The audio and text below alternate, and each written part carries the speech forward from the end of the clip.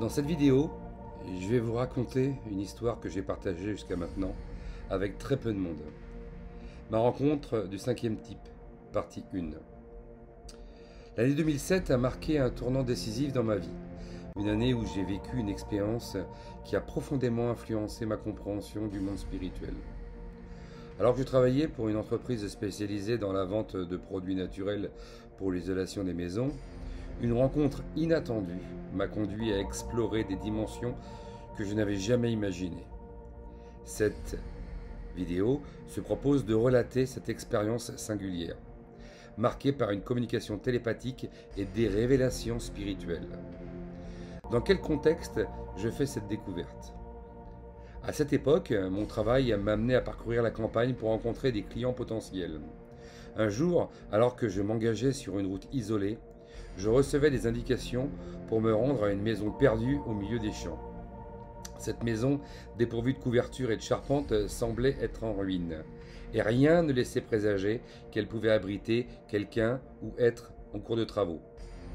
À première vue, l'endroit paraissait abandonné, mais une intuition profonde m'a poussé à croire que j'étais arrivé à la bonne adresse. En descendant de ma voiture, je me suis dirigé vers la maison, appelant pour voir s'il y avait quelqu'un. Le silence qui m'a répondu n'a fait qu'intensifier mon sentiment d'étrangeté.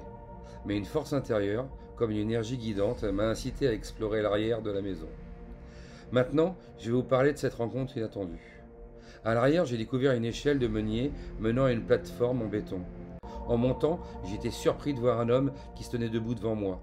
Son regard perçant, d'un bleu éclatant que je n'avais jamais rencontré auparavant, m'a immédiatement fasciné. Ce regard immobile et intense ne semblait pas vivre dans le même espace-temps que le reste du monde.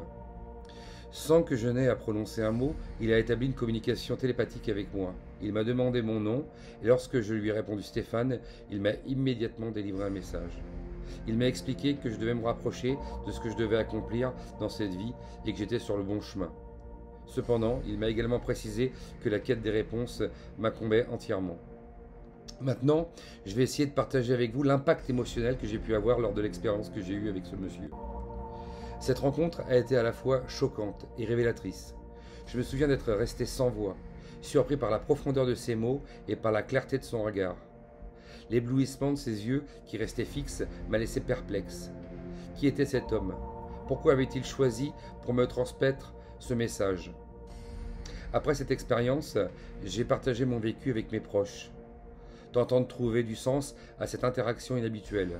Je me suis dirigé vers les lieux que l'homme m'avait conseillés. Mais ce n'est bien que plus tard que j'ai compris la portée réelle de son message. En conclusion, pour cette partie 1 de la vidéo, je dirais que cette rencontre du cinquième type a profondément marqué mon parcours spirituel. Elle m'a permis de prendre conscience de l'existence de dimensions invisibles et de la communication possible avec des entités d'un autre monde. Ce moment a été une clé pour ouvrir la porte à une compréhension plus vaste de ma mission en tant que médium. Ainsi, cette expérience, bien qu'étrange et inattendue, a enrichi mon cheminement et renforcé ma conviction que des forces invisibles nous guident et nous encouragent à poursuivre notre quête de vérité.